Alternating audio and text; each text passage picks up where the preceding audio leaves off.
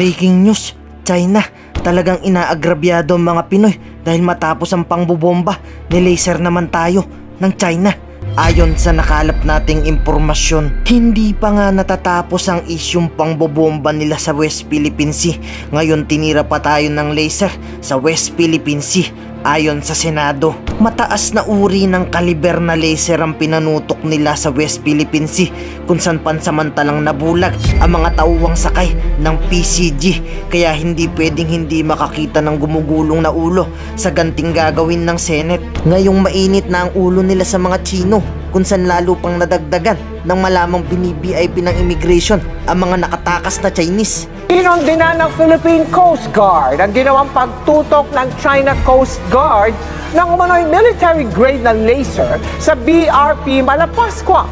Nagdulot daw ito ng pansamantalang pagkabulag sa crew ng barko. Naganap ang panibagong panghaharas na yan habang umaalalay ang PCG sa paghahatid ng mga supply sa mga sundalong Pilipino sa Ayungin Shoal.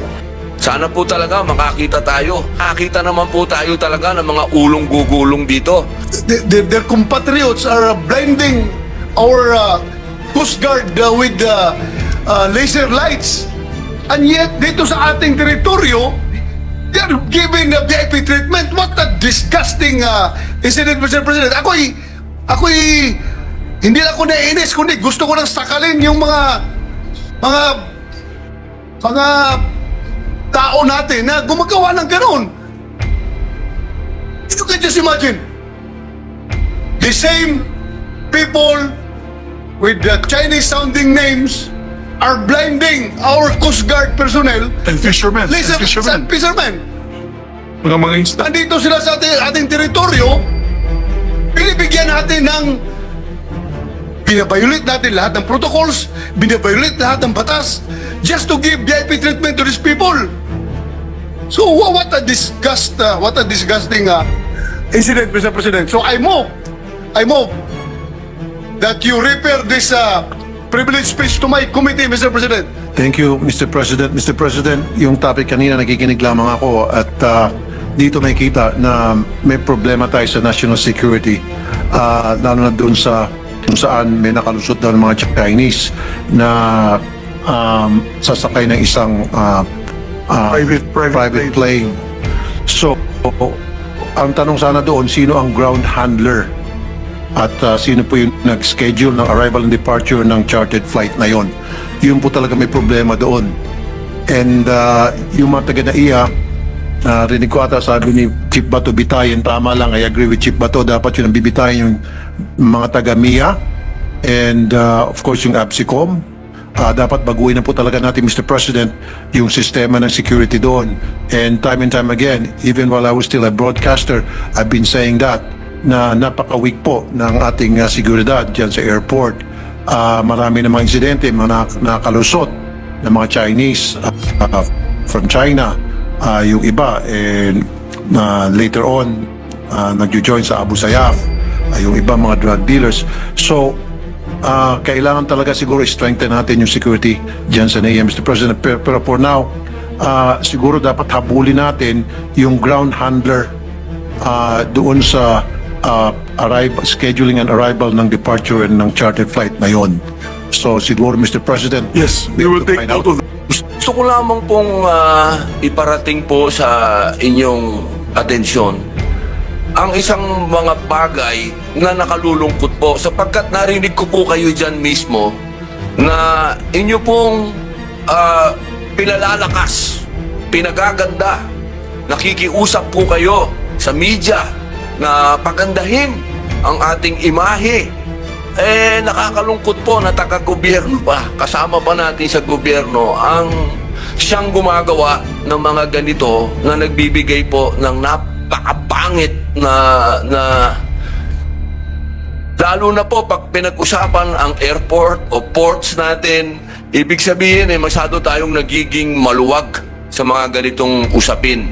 Katulad po ng sinabi nyo, mahal na Ginoong Pangulo, paano yung mga kriminal na malayang-malaya na papasok at lalabas sa ating bansa? Pagka inugnay po natin ito sa sinasabi natin gusto natin mag-attract ng negosyo, mag-attract, nakakasira po ito. Kaya sana po, Ginoong Pangulo, sa kapangyarihan po ng Senado at sa pamumuno po ni Senator Bato de la Rosa, pagdating po na sa kanyang committee nito, sana po talaga makakita tayo, katulad po ng sinabi ng ating mahal na Senadora Loren Legarda, makakita naman po tayo talaga ng mga ulong gugulong dito. Kasi lagi na lang po tayong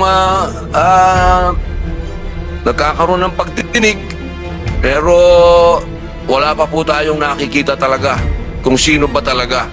Sana po sa pagkakataong ito, merong talagang managot, meron po talagang maparusahan, at makita po talaga nitong mga talipantas na mga taong ito na ginagamit ang ating mga nasa gobyerno at sinusuhulan, makita naman po nila talaga kung ano ang tibay at tatag ng ating pagka-Pilipino. Maraming salamat po. Mr. President, I just want to associate myself to the privileged speech of the good gentle lady from Pangasinan, Senator Grace Poe. And at the proper time, I'll be joining the hearing as well. Mr. President, ito po yung kinakatakutan ho natin. No? Sabi nga ni Majority Floor, yung mga VIP, kaya na nilang bilhin yung ating mga otoridad. No? Bureau of Immigration, PNP, all the enforcers. At kung ganyan po ang mangyayari, saan na ho tayo tatakbo? Wala na ho tayong pwedeng puntahan. Kaya napakaganda pong nailabas ho to at makita, dahil hindi ho to hihinto hanggat meron tayong mga ganitong kriminal na nasa bansa ho natin na ginagamit ang pera para makontrol ang otoridad at mga enforcers ho natin. At kailangan ho may managot. Kung hindi po, hindi natin makikita na hihinto to at tuloy-tuloy pong mangyayari ito sa ating sariling bansa. Maraming salamat, Ginoong Pangulo. Thank you very much, Senator Gatchalian. Senator Bato de la Rosa, sir. Just a brief rejoinder doon sa statement ni Senator Win Gatchalian, Mr. President. Hindi po kasama ang PNP doon sa diskarte na yun. Airport police po ang involved doon, hindi PNP ha. PNP ang nakahuli. Ang PNP ang gustong pigilan na hindi makalipad. So, for this particular instance, the PNP is the hero, Yan, yun po ang, not the villain, Mr. President. Thank you, Mr. President. Very clear. As I mentioned earlier, I congratulated the PNP Aviation Command. I stand corrected, Mr. President, and I apologize to the gentleman from Davao del Sur for that inadvertent mistake. But my point there is the authorities, no, in general. We see that in many branches of government, and let's call the spade. Let's call the spade a spade. And we see that in the Bureau of Immigration, we see that in Bureau of Customs, we see that in many of the branches of our government. And that's what we are trying to resolve. But hindi ho nahinto, Mr. President. No, in my 6 years here in the Senate, almost every month may ganito pong storya tayong naririnig. Almost every month meron tayong recommendations. Pero almost every month ho, meron pa rin nangyayaring ganito. But nevertheless, we cannot stop. We have to continue our work, and we have to bring this out to the open so that in our own way we can stop abuses from happening here within our shores, Mr. President. Thank you. But I apologize to the gentleman from Davao del Sur for that error, Mr. President. Thank you. Ngayon, ikaw, bilang Pilipino, ano ang masasabi mo at reaksyon sa balitang ito? Mag-iwan ka ng komento sa ibaba at atin pong babasahin isa-isa.